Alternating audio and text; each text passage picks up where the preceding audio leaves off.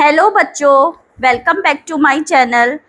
आज का टॉपिक है process and basis of accounting. इससे पहले की वीडियो में प्रोसेस ऑफ अकाउंटिंग के 2 स्टेप डिस्कस हो चुके हैं।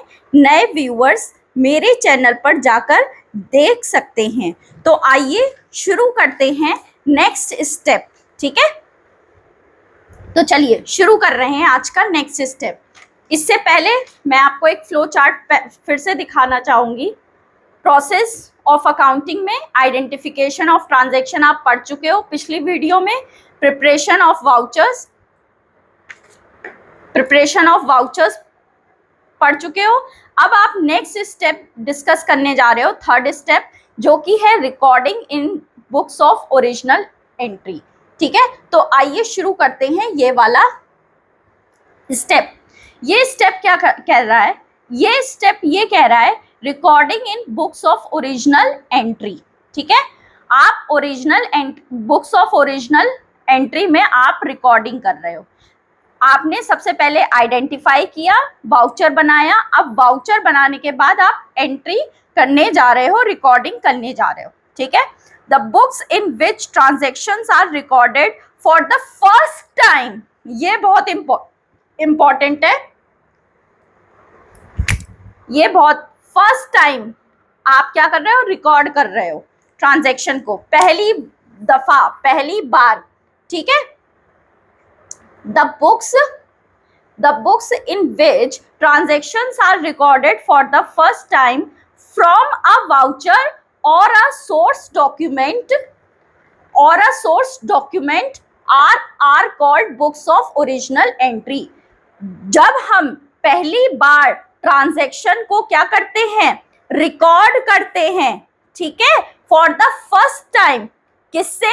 वाउचर से या सोर्स डॉक्यूमेंट से। कल की वीडियो में मैंने बताया था सोर्स डॉक्यूमेंट क्या होते हैं? कैश मेमो, ठीक है, इनवॉइस, पे इन स्लिप, चेकबुक और पासबुक। ये सब क्या बोले जाते हैं? सोर्स डॉक्यूमेंट या सोर्स डॉक्यूमेंट, जिनके बेसिस पे आप वाउचर्स प्रिपेयर करते हो।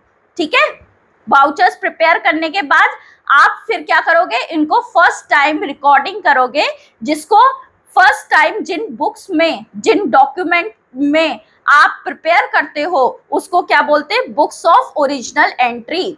ठीक है, journal is one of the books of original entry. और जर्नल क्या है? एक इसी तरीके की ओरिजिनल एंट्री की एक बुक है, जिसमें ट्रांजैक्शन रिकॉर्ड किए जाते हैं, in which transaction are recorded in a chronological order. Chronological का ऑर्डर का मतलब है डे टू डे, मतलब जिस दिन जो ट्रांजैक्शन कंडक्ट हुआ उसी दिन उसकी रिकॉर्डिंग हो गई। ठीक है, chronological day to day order according to the principle of double entry system. और जर्नल में आप कैसे एंट्री करते हो? क्रोनोलॉजिकल ऑर्डर में, मतलब जिस दिन जो ट्रांजैक्शन कंडक्ट हुआ उसी दिन रिकॉर्ड कर लिया। और दूसरा प्रिंसिपल, किस प्रिंसिपल के बेसिस पे करते हो? Double entry system. Double entry system क्या कहता था कि एक ट्रांजैक्शन के दोनों, एक ट्रांजैक्शन जो भी होता है उसके दो हमेशा पक्ष होते हैं। ठीक है, यही चीज होती थी डबल एंट्री में, मतलब कि एक को अकाउंट को डेबिट करेंगे तो दूसरे अकाउंट को क्रेडिट जरूर करेंगे। हर एक ट्रांजैक्शन का दोनों पे इफेक्ट आता है। फॉर एग्जाम्पल, जैसे आप गुड्स बेचते हो तो आपके पास से गुड्स जाती है और पैसा आता है, तो ये डबल इफेक्ट हुआ कि नहीं हुआ? एक ट्रांजैक्शन के दोनों पक्षों पे इफेक्ट पड़ा, तो दोनों को ही रिकॉर्ड किया जाएगा। यही होता है डबल एंट्री प्रिंसिपल। ठीक है, डबल एंट्री सिस्टम का प्रिंसिपल यही है। ठीक है, recording of transaction in special journal instead of journal only is called practical system of book keeping. ठीक है, अब होता क्या है कि अब इस चीज का मतलब समझ लो। इस चीज का मतलब ये है कि जब छोटी एंटरप्राइज होती है, बिजनेस एंटरप्राइज है ना, तो उसमें जर्नल में आप रिकॉर्ड कर लेते हो। ठीक है, लेकिन जब आपका बिजनेस ग्रो करता है और बड़ी एंटरप्राइज हो जाती है, तो आप जर्नल की जगह स्पेशल जर्नल यूज करते हो। Recording of transaction in special journal instead of general, ठीक है, क्योंकि बड़े लेवल पे अकाउंटिंग हो रही है। जब ग्रोथ बिजनेस होगी तो लार्ज स्केल पे बिजनेस होगा, तो लार्ज स्केल पे अकाउंट्स मेंटेन करने पड़ेंगे। तो केवल जर्नल से ही काम नहीं चलता है, वहां पे क्या बनाए जाते हैं, स्पेशल जर्नल बनाए जाते हैं। इसी को प्रैक्टिकली ये पॉसिबल, इसी को क्या बोला जाता है, instead of journal only is called practical system of book keeping. ये बुक कीपिंग का प्रैक्टिकल सिस्टम बोला जाता है, ठीक है।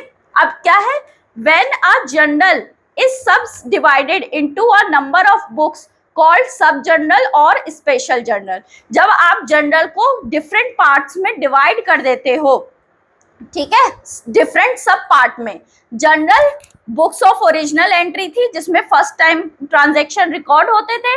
अब इसी जर्नल को जब आप कई हिस्सों में डिवाइड कर दोगे, सब डिवाइड कर दोगे, तो इसको क्या बोलेंगे, सब जर्नल बोलेंगे या स्पेशल जर्नल बोलेंगे। क्या बोलेंगे, सब जर्नल या स्पेशल जर्नल। क्या बोलते हैं, सब जर्नल या स्पेशल जर्नल।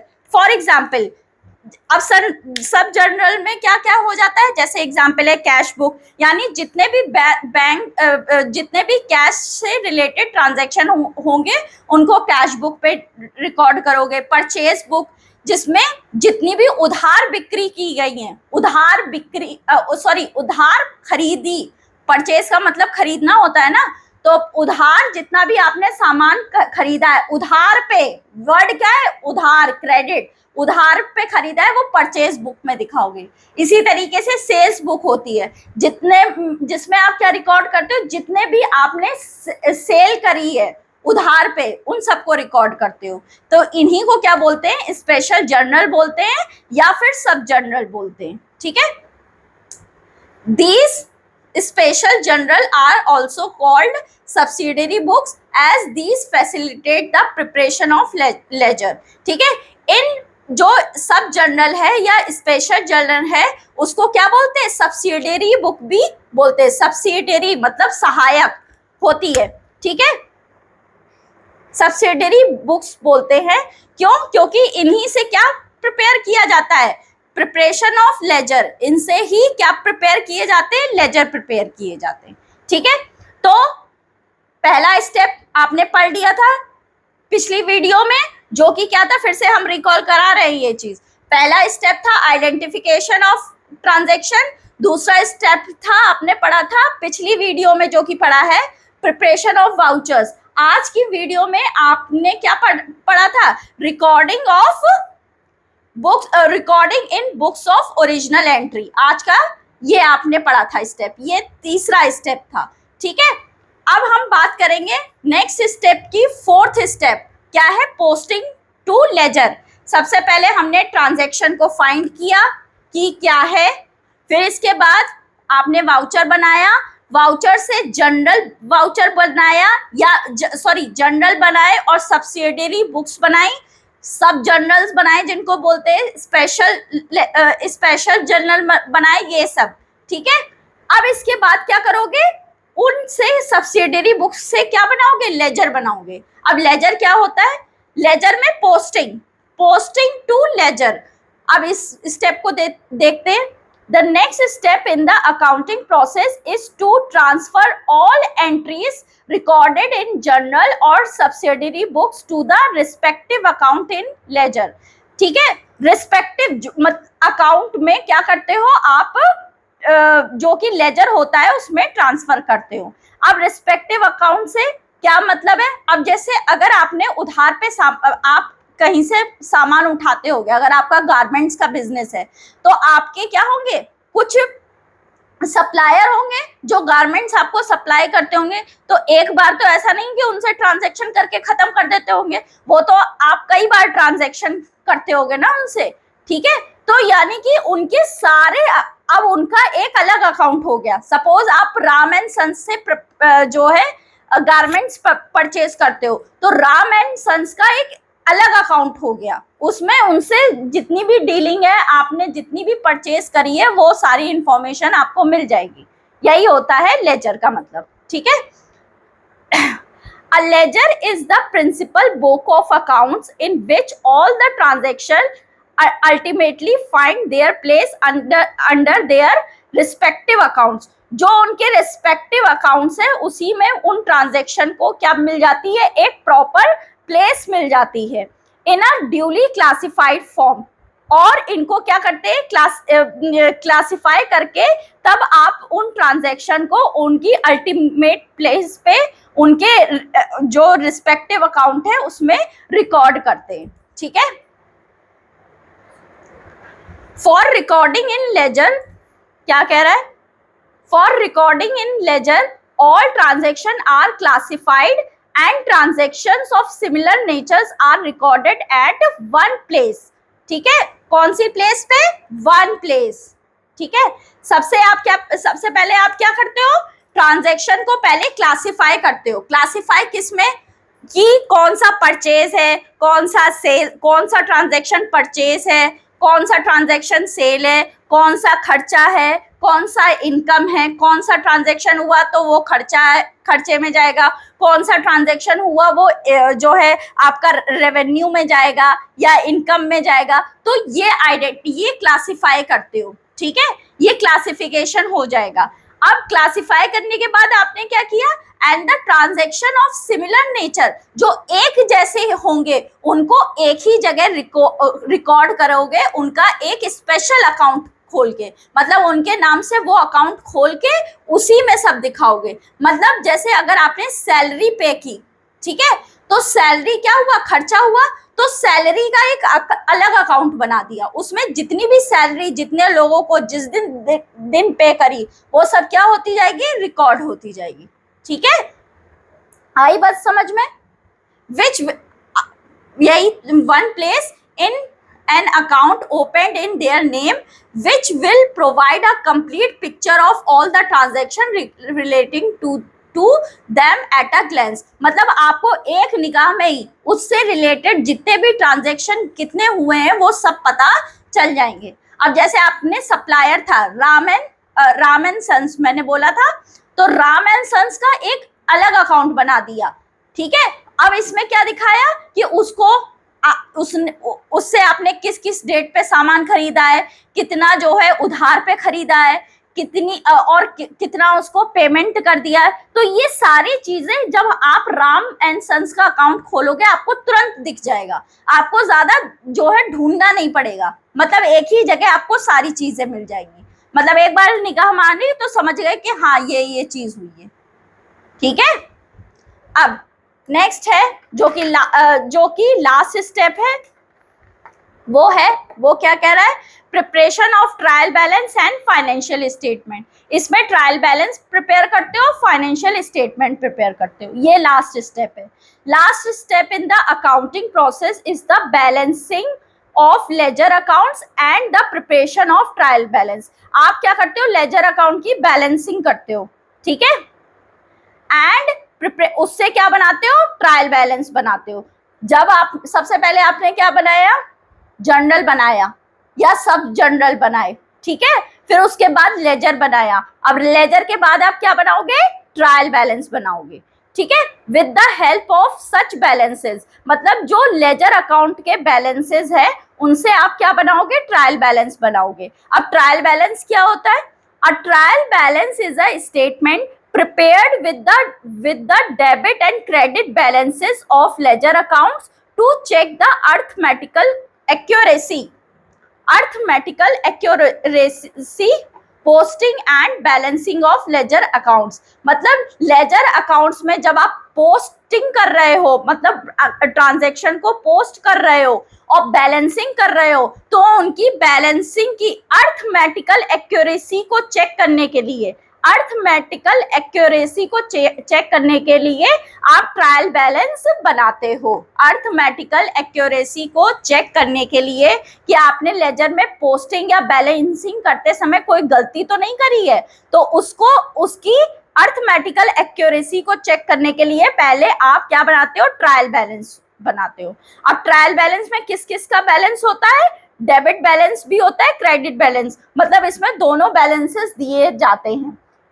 ठीक है. जो कि किससे मिलते हैं, लेजर से मिलते हैं, ठीक है। अब आपने अर्थमेटिकल एक्यूरेसी चेक करी। अब जैसे मान लो क्या होता है, आपने डबल एंट्री सिस्टम पे हो रहा है, डबल एंट्री में दोनों ट्रांजैक्शन की दोनों साइड को रिकॉर्ड करनी है, दोनों पक्षों को रिकॉर्ड करना है। मान लो आपने एक को किया या एक में कम अमाउंट दिखा दिया, एक में ज्यादा अमाउंट दिखा दिया, तो यही क्या होता है, अर्थमेटिकल एक्यूरेसी होती है। अब जैसे आपने क्या किया, सामान खरीदा कितने का, 536 रुपए का, 536। अब 536 की जगह आपको 536 आपने परचेज में तो दिखा दिया कि आपने परचेज की है। अब पेमेंट किया होगा कैश में, तो कैश में आपने 563 दिखा दिया। तो जब 563 दिखा दोगे तो यानी कि इससे रिजल्ट अफेक्ट होगा ना, गलत रिजल्ट शो होगा। तो इसी अर्थमेटिकल एक्यूरेसी को चेक करने के लिए ट्रायल बैलेंस बनाया जाता है, क्योंकि अब इसके बाद आप क्या बनाओगे, फाइनेंशियल स्टेटमेंट, जो कि कौन देखेगा, उनके जो भी यूजर्स है, चाहे वो प्रोपराइटर हो, चाहे वो क्या कहते हैं क्रेडिटर्स हो, सप्लायर हो, कस्टमर हो, इन्वेस्टर हो, वो देखने वाले हैं। तो इसीलिए सबसे पहले ट्रायल बैलेंस बनाया जाता है ताकि एक्यूरेसी को चेक कर सके कि हाँ सही बना है कि नहीं बना है, ठीक है। अगर if a trial balance does not tally, it indicates that some errors in posting or balancing accounts, ठीक है। अगर कोई गलती निकल के आती है, कैसी गलती, अगर ट्रायल बैलेंस का जो अमाउंट टैली नहीं होता है तो ये शो करता है कि यानी ट्रायल बैलेंस की दोनों साइड बराबर आनी चाहिए। अगर बराबर नहीं आई है तो इसका मतलब कोई ना कोई गलती की है, या तो जब आप पोस्टिंग कर रहे हो या तो जब आप बैलेंसिंग कर रहे हो, ठीक है। तो कोई ना कोई गलती जरूर हुई है, ठीक है। अब क्या किया जाता है, अगर गलती मिल गई तो सबसे पहले कहाँ गलती हुई है वो निकाला जाता है, उस एरर को रेक्टिफाई किया जाता है सॉरी बच्चों, and